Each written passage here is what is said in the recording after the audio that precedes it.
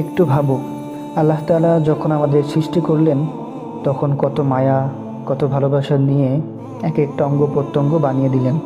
দুটো চোখ দিলেন যেন আমরা হালাল দেখি, তার সৃষ্টির সৌন্দর্য দেখি, অথচ আমরা সেই চোখ দিয়ে হারাম দেখি। দুটো কান দিলেন যেন কোরআনের তিলাওয়াত শুনি, ভালো কথা শুনি, অথচ আমরা সেই কান দিয়ে গীবত, গান বাজনা শুনি।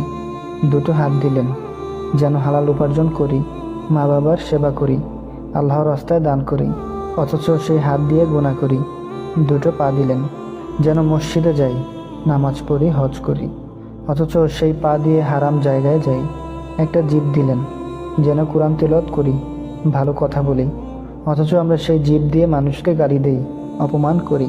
আল্লাহ আমাদের হৃদয় দিলেন, যে হৃদয়ে তার ভয় থাকার কথা ছিল, অথচ সেই হৃদয় আজ হারাম প্রেমে, দুনিয়ার লোভে ভরে গেছে। একটু চিন্তা করো, যদি আজই আল্লাহ তোমার চোখের আলো কেড়ে নেন, যদি এই দুটো পা চলার ক্ষমতা হারিয়ে ফেলে, যদি এই জীবটা অচল হয়ে যায়, কার কাছে যাবে তখন? ডাক্তারও বলতে পারবে না, এটা আল্লাহর ফয়সালা। এই যে সুস্থ আছো, হাসতে পারছো, দৌড়াতে পারছো, সবই আল্লাহর অশেষ রহমত। অথচ সেই মহান রবের কথা ভুলে দুনিয়ার মোহে পড়ে গুনাহের পাহাড় বানিয়ে ফেলেছি। ভেবে দেখো, যদি আজই তোমার জান কবজের ফেরেশতা এসে দাঁড়ায়, তোমার সিজদা হয়নি, তওবা হয়নি, নামাজ হয়নি, তখন কে বাঁচাবে তোমাকে? এই দেহ, অঙ্গ প্রত্যঙ্গ একদিন কবরে মাটির নিচে পচে যাবে। আজই ফিরে এসো আল্লাহর দিকে, এই সুযোগ আর বারবার আসবে না। আল্লাহ যে কত মায়া করে তোমাকে গড়ে দিয়েছেন তা জানলে কলিজা কেঁপে উঠবে।